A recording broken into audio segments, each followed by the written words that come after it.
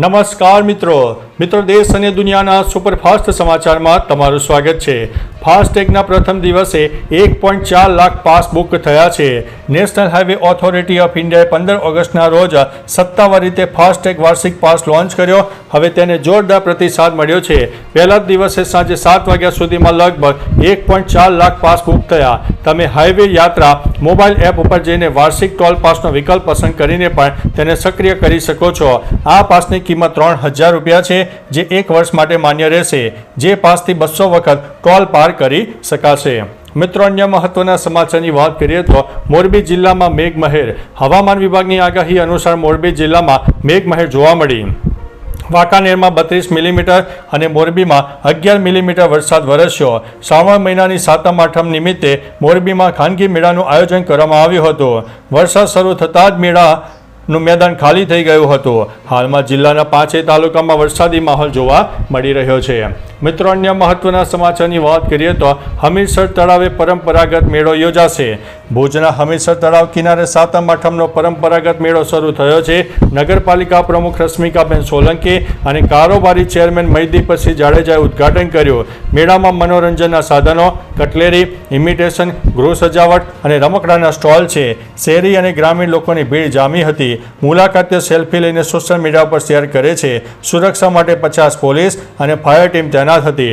મેળો રવિવાર સુધી ચાલવાનો છે। મિત્રો, અન્ય મહત્વના સમાચારની વાત કરીએ તો અમદાવાદમાં કડાકા ભડાકા સાથે વરસાદ શરૂ થયો। અમદાવાદ શહેરમાં જોરદાર વરસાદી માહોલ સર્જાયો છે। Naroda, Noblenagar, airport road, Kubernagar, Memco, Saijpur, Nikol, SP ring road અને નાના ચિલોડા સહિત અનેક વિસ્તારમાં ધોધમાર વરસાદ વરસ્યો। શહેરના પશ્ચિમ વિસ્તારો જેવા કે વાડજ, ઇન્કમટેક્સ, નારણપુરા, નિર્ણયનગર અને અકબરનગર સહિતના વિસ્તારોમાં પણ મધ્યમ વરસાદ નોંધાયો છે। મિત્રો, અન્ય મહત્વના સમાચારની વાત કરીએ તો સાબરકાંઠામાં સરેરાશ 82% વરસાદ નોંધાયો છે। હવામાન વિભાગની આગાહી અનુસાર સાબરકાંઠા પંથકમાં ચોમાસાની સિઝનમાં અત્યાર સુધીમાં સરેરાશ 82.34% વરસાદ વરસ્યો છે। વડાલીમાં સૌથી વધુ 123.88% વરસાદ નોંધાયો છે। ખેડબ્રહ્મામાં 111.57% વરસાદ થયો છે। હિંમતનગરમાં 67.92% અને પ્રાંતિજમાં 67.25% વરસાદ થયો છે। પોશીનામાં સૌથી ઓછો 45.78% વરસાદ નોંધાયો છે। ઈડર તાલુકામાં 91.62%, તલોદમાં 76.73% અને વિજયનગરમાં 72.60% વરસાદ નોંધાયો છે। મિત્રો, અન્ય મહત્વના સમાચારની વાત કરીએ તો રાજ્યના પાટનગરમાં વરસાદના છાંટણા। હવામાન અને અંબાલાલ પટેલની આગાહીના માહોલ વચ્ચે ગુજરાતમાં અનેક જગ્યાએ વરસાદ વરસ્યો। રાજ્યના પાટનગર, ગાંધીનગર શહેરી અને ગ્રામ્ય વિસ્તારમાં વરસાદ વરસ્યો, જેમાં વાવોલ, કુંડસણ, સરગાસણ, રાયસણ, પેથાપુર, રાંધેજા, પાલસ સહિતના વિસ્તારમાં વરસાદી માહોલ જોવા મળ્યો। વરસાદ વરસતા ચારે બાજુ ઠંડક પ્રસરી ગઈ હતી। લોકોને ગરમીથી રાહત મળી છે। ખેડૂતોમાં ખુશી છે અને પાકને નવજીવન મળ્યું છે। મિત્રો, અન્ય મહત્વના સમાચારની વાત કરીએ તો ધાંગધ્રામાં 4 દિવસીય લોકમેળાનો પ્રારંભ। ધાંગધ્રા નગરપાલિકા દ્વારા આયોજિત લોકમેળામાં ભવ્ય શરૂઆત કરવામાં આવી છે। સહકાર મંત્રી જગદીશભાઈ વિશ્વકર્મા અને નાયબ મુખ્ય દંડક જગદીશભાઈ મકવાણાની હાજરીમાં મેળાનું ઉદ્ઘાટન કરવામાં આવ્યું। મેળામાં ખાણીપીણી, રમકડાના સ્ટોલ અને સાંસ્કૃતિક કાર્યક્રમોનું આયોજન કરવામાં આવ્યું હતું। મિત્રો, અન્ય મહત્વના સમાચારની વાત કરીએ તો નવસારીમાં મેઘરાજાની સવારી। નવસારી પંથકમાં જન્માષ્ટમીના પવિત્ર દિવસે મેઘમહેર જોવા મળી। જિલ્લાના તમામ તાલુકામાં વરસાદ નોંધાયો હતો। હવામાન વિભાગની આગાહી અનુસાર જિલ્લાના ગણદેવી, ચીખલી, ખેરગામ અને વાંસદા જેવા ગ્રામ્ય વિસ્તારોમાં ભારે વરસાદ પડ્યો। વરસાદના કારણે ગરમી અને ઉકળાટથી શહેરીજનોને રાહત મળી હતી। ખેડૂતો માટે આ વરસાદ આશીર્વાદરૂપ સાબિત થયો છે। મિત્રો, અન્ય મહત્વના સમાચારની વાત કરીએ તો જન્માષ્ટમીના દિવસે સોનું થયું સસ્તું। જન્માષ્ટમીના દિવસે બજાર ખુલતાની સાથે સોનાના ભાવમાં ઘટાડો થયો। આ સાથે અમદાવાદ, સુરત, રાજકોટ અને વડોદરામાં 22 કેરેટ સોનાનો ભાવ 92,840 રૂપિયા છે।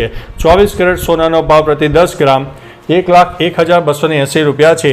દેશના મોટા રાજ્યોમાં 1 કિલો ચાંદીનો ભાવ 1,16,200 રૂપિયા પ્રતિ કિલો ઉપર ટ્રેન્ડ થઈ રહ્યો છે। ગઈકાલની સરખામણીમાં ચાંદીના ભાવમાં લગભગ 100 રૂપિયાનો વધારો થયો હતો। મિત્રો, અન્ય મહત્વના સમાચારની વાત કરીએ તો કચ્છમાં જન્માષ્ટમીની ધામધૂમથી ઉજવણી થઈ। કચ્છ જિલ્લામાં જન્માષ્ટમીની ભક્તિમય ઉજવણી કરવામાં આવી. ભુજના દ્વારકાધીશ, હરે કૃષ્ણ અને હવેલી મંદિરમાં મુરલીધરનો વિશેષ શણગાર થયો. ભચાઉમાં જય માતાજી ગ્રુપે અંબાધામની મટકી ફોડીને યાત્રા શરૂ કરી, જેમાં નગરપાલિકા ઉપપ્રમુખે 51,000 રૂપિયામાં પ્રથમ મટકી લીધી. આદિપુરમાં 65 મટકીઓ ડીજેના તાલે ફોડાઈ. ધડુલીમાં પાટીદાર સમાજે રાસ ગરબાનું આયોજન કર્યું. રાપરના આડેસરમાં મુરલીધર યુવક મંડળે રથયાત્રા યોજી હતી. મિત્રો, અન્ય મહત્વના સમાચારની વાત કરીએ તો અમદાવાદ પોશ વિસ્તારમાં પાણી ભરાયા. હવામાન વિભાગની આગાહી પ્રમાણે અમદાવાદના અનેક વિસ્તારમાં વરસાદી માહોલ જોવા મળ્યો. વરસાદને કારણે વાહન ચાલકો અને રાહદારીઓને ભારે હાલાકી ભોગવવી પડી. પોશ વિસ્તારમાં વરસાદી પાણી ભરાતા લોકોને ભારે હાલાકી ભોગવવાનો વારો આવ્યો. પોશ વિસ્તારમાં નારાયણપુરા સોસાયટીમાં પાણી ભરાતા રહીશોમાં ભારે રોષ જોવા મળ્યો. ખાસ કે વરસાદને કારણે ઠંડક પ્રસરતા લોકોને ગરમીમાં રાહત મળી છે. તો ચાલો મિત્રો, ફરીથી દેશ અને દુનિયાના સુપરફાસ્ટ સમાચાર લઈને મળતા રહીશો. ત્યાં સુધી અમને રજા આપશો. નમસ્તે.